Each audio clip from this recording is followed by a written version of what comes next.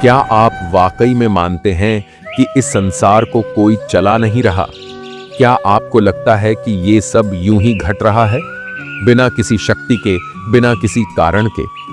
अगर हां, तो इस वीडियो को आपको दिल थाम कर देखना चाहिए। ये वीडियो आपके उस विश्वास को नहीं तोड़ेगी, बल्कि आपको वो सवाल दिखाएगी जो शायद आपने खुद से कभी पूछे ही नहीं। हम आपसे कोई बहस नहीं चाहते, हम बस आपको कुछ सच्चाई दिखाना चाहते हैं, बिना तर्क, बिना शोर, बस एक मौन सत्य की पुकार। इस वीडियो को अंत तक जरूर देखिएगा, क्योंकि शुरुआत तो बस एक दरवाजा है, असली यात्रा तो उस दरवाजे के पार है। और हां, हम आपका समय बहुत सम्मान के साथ मांगते हैं। पूरा वीडियो देखिएगा, शायद यही कुछ मिनट आपके पूरे जीवन का नजरिया बदल सकते हैं। कभी कभी इंसान के जीवन में इतना कुछ बिखर जाता है कि उसे लगने लगता है, अगर भगवान होते तो ऐसा क्यों होता।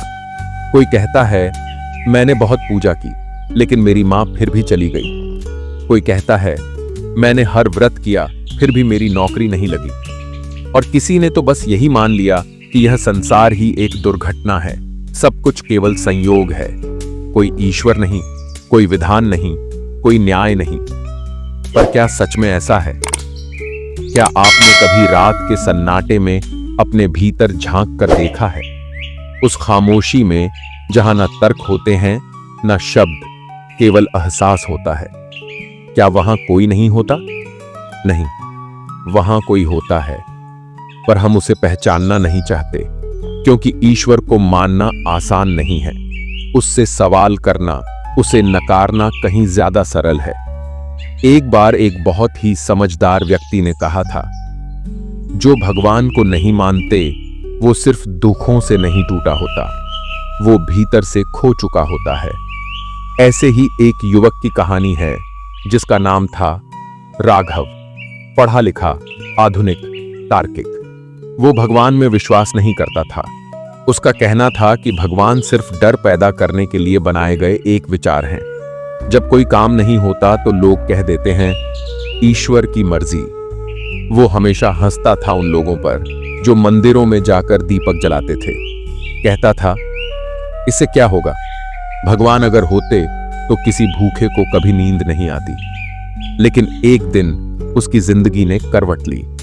एक भयानक एक्सीडेंट में उसकी दोनों आंखों की रोशनी चली गई। अचानक दुनिया जो वो तर्क से देखता था, वो अंधकार में बदल गई। दोस्तों ने मुंह मोड़ लिया, प्रेमिका चली गई, और जो किताबें वो पढ़ा करता था वो अब उसके किसी काम की नहीं रहीं।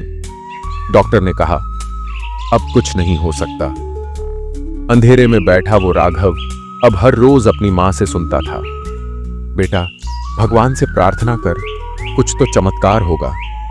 और राघव पहले तो चुप रहा, फिर एक दिन न जाने क्यों उसने धीरे से कहा, अगर तू है, अगर सच में है तो मुझे दिखाई दे, नहीं तो मैं तुझे अंतिम बार नकार दूंगा। उस रात जब सब सो गए, राघव के सामने उसकी मां बैठी थी, एक दीपक लिए। वो बोली, बेटा, ये दीपक तुझे नहीं दिखेगा, लेकिन इसकी लौ में मैंने तेरा भविष्य रखा है। और उस दीपक की गर्माहट राघव ने अपनी हथेलियों पर महसूस की। न जाने क्यों उसका मन पहली बार शांत हुआ। वो दिन था, और फिर धीरे धीरे उसने हर चीज को महसूस करना शुरू किया। फूल की खुशबू, हवा की छुआन, मां के हाथों की थरथराहट। और एक दिन एक अनुभवी डॉक्टर ने कहा, शायद अब सर्जरी की एक और संभावना हो सकती है। वो सर्जरी सफल रही। राघव की आंखें खुलीं। पहली चीज जो उसने देखी वो मां के कांपते हुए हाथ थे, जिनमें फिर से वही दीपक जल रहा था। राघव अब बहुत बोलता नहीं, पर जो भी मिलता है उससे एक बात जरूर कहता है, भगवान को देखना मुश्किल है, पर उन्हें अनुभव करना असंभव नहीं। अगर वो तुम्हें दिखाई नहीं दे रहे तो शायद तुम देख नहीं रहे। भगवान हर सवाल का उत्तर नहीं देते, पर हर टूटे दिल को एक दिशा जरूर देते हैं। वो हमारी इच्छाएं पूरी नहीं करते, लेकिन हमें वो बनने में मदद करते हैं जो हम बनने के लिए इस धरती पर आए थे। जिसे आप संयोग समझते हैं, वो शायद कोई संकेत है। जिसे आप देर मानते हैं वो शायद ईश्वर का सही समय है, और जो आप दुख कहते हैं वो शायद आत्मा के भीतर से आई एक पुकार है जो कहती है, जागो, मैं यही हूं। ईश्वर को मानना मूर्खता नहीं है, वो बच्चों जैसी मासूमियत है जो बिना देखे भी भरोसा करना जानती है। और यही भरोसा आपको उस अंधकार से निकाल सकता है जहां तर्क भी जवाब दे जाते हैं। क्योंकि जब विज्ञान चुप हो जाता है और तर्क थम जाते हैं, तब एक ही शक्ति बचती है, श्रद्धा।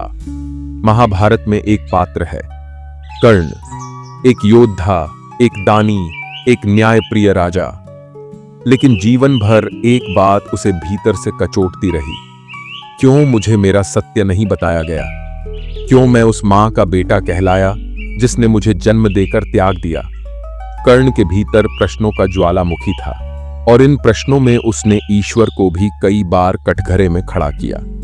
लेकिन जब उसने श्री कृष्ण से पूछा, क्यों मुझसे सब कुछ छीन लिया गया, तो श्री कृष्ण का उत्तर केवल एक मौन मुस्कान थी, और अंत में एक वाक्य, कर्ण, तुमने सदा अपने कर्म चुने और मैंने तुम्हें सदा विकल्प दिए।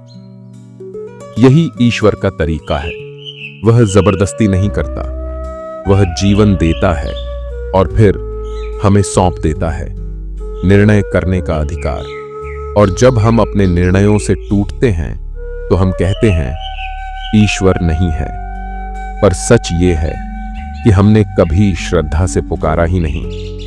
एक बार एक प्रसिद्ध वैज्ञानिक, जिन्हें पूरी दुनिया नास्तिक मानती थी, एक लंबी बीमारी से जूझ रहे थे।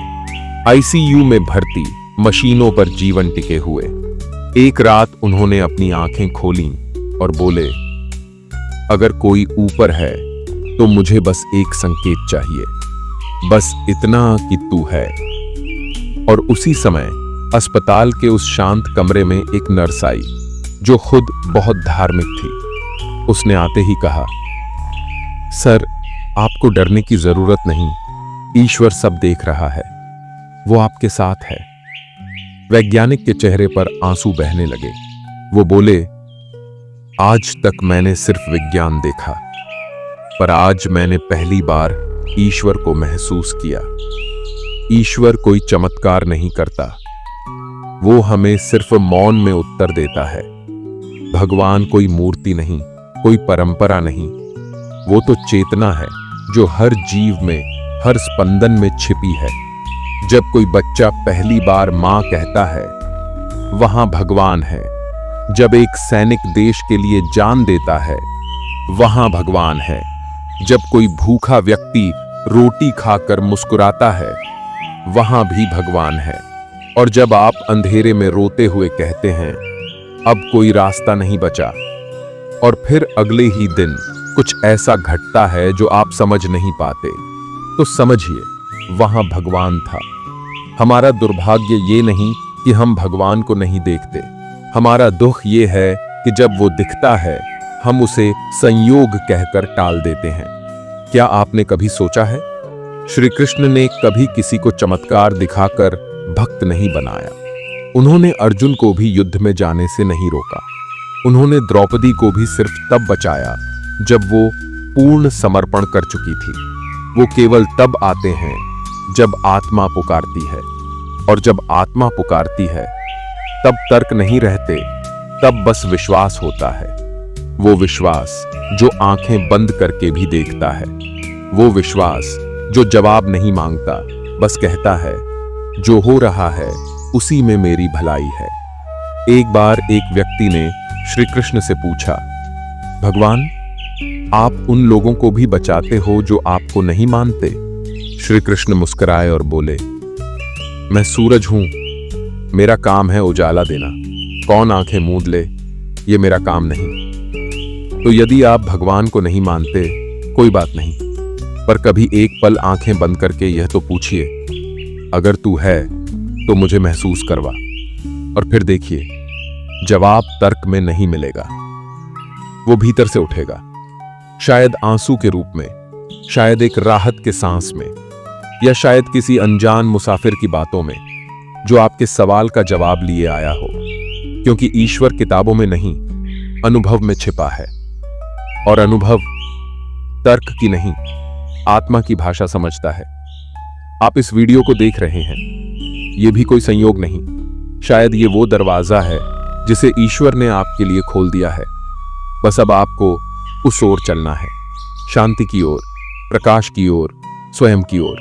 वर्ष 1986, अमेरिका का एक प्रतिष्ठित विश्वविद्यालय, वहां दर्शन शास्त्र का एक प्रोफेसर था। नाम था डॉ एलन रॉस। पढ़ा लिखा, तर्क का धनी और ईश्वर का घोर विरोधी। क्लास में अक्सर कहता, भगवान जैसी कोई सत्ता नहीं है, सब इंसान का भ्रम है। उसकी क्लास में एक छात्रा थी, सारा, बहुत शांत, बहुत श्रद्धालु। जब प्रोफेसर ने कहा, अगर भगवान है तो क्यों इतने दुहक हैं, सारा ने बस मुस्कुराकर कहा, क्योंकि अभी हम दुखों से बाहर देखने की कला नहीं सीख पाए सर। भगवान हर दुख में छुपा पाठ पढ़ा रहे हैं। प्रोफेसर हंस दिया। लेकिन उसी साल डॉ रॉस की इकलौती बेटी को ब्रेन ट्यूमर हो गया। अस्पतालों के चक्कर, विज्ञान की सीमाएं और आखिर में सिर्फ एक आईसीयू और बेजान होती बच्ची। उस रात डॉक्टर ने कहा, सर अब केवल कोई चमत्कार ही, और वो चुप हो गया। वो नास्तिक प्रोफेसर उस रात पहली बार अकेले बैठा और बोला, अगर तू है तो बस उसे एक बार देख लूं। आंसू बहते गए।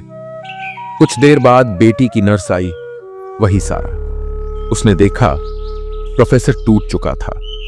उसने बस एक बात कही, सर आपने कहा था भगवान नहीं है, लेकिन आज आप उसी से बात कर रहे थे।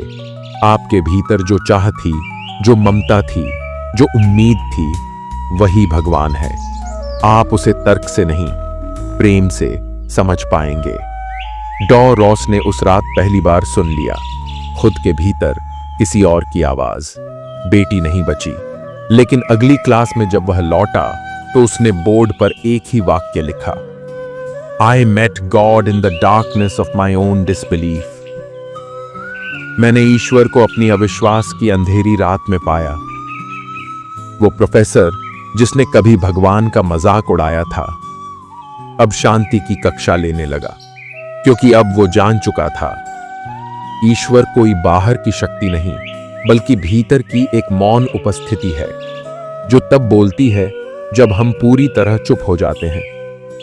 दोस्तों, भगवान को मानना कोई मजबूरी नहीं है, लेकिन भगवान को अनुभव करना वो एक अधिकार है जो हमें जन्म के साथ मिला है।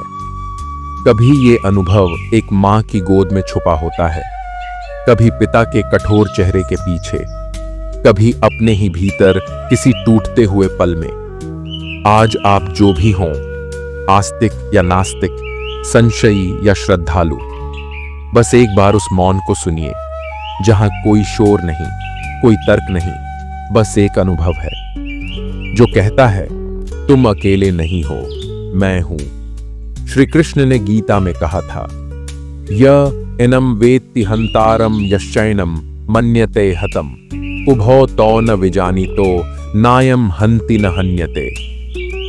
जो यह समझता है कि आत्मा किसी को मार सकती है या मारी जा सकती है, वह वास्तव में अज्ञानी है। आत्मा न मारती है, न मारी जाती है, और यही आत्मा ईश्वर का अंश है। जब आप इसे जान लेंगे, तब कोई प्रमाण की आवश्यकता नहीं रहेगी। तब विश्वास स्वयं ही एक दिव्य अनुभूति बन जाएगा। दोस्तों, अगर इस कहानी ने आपके भीतर कुछ हिलाया है, अगर आपकी आंखें थोड़ी नम हुई हैं, अगर दिल ने एक बार कहा है शायद भगवान है, तो रुकिए मत, उसी मौन को अपने भीतर खोजिए। आपके जीवन में चाहे कोई भी मोड़ क्यों न हो, याद रखिए, ईश्वर कभी आपको छोड़कर नहीं जाता। हम ही भीड़ में उसे भूल जाते हैं। आज हम जिस दौर में जी रहे हैं, वहां विज्ञान है, तर्क है, लेकिन आत्मा की शांति के लिए जरूरत है श्रद्धा, प्रेम और वेदांत की आवाज की। अगर आप भी जीवन के गहरे प्रश्नों का उत्तर खोज रहे हैं, अगर आप चाहते हैं एक ऐसा स्रोत जहां श्रीमद् भगवद गीता, वेदांत और श्री कृष्ण की शिक्षाएं आपके जीवन का मार्गदर्शन करें, तो अभी वेदांत पुंज चैनल को सब्सक्राइब करें।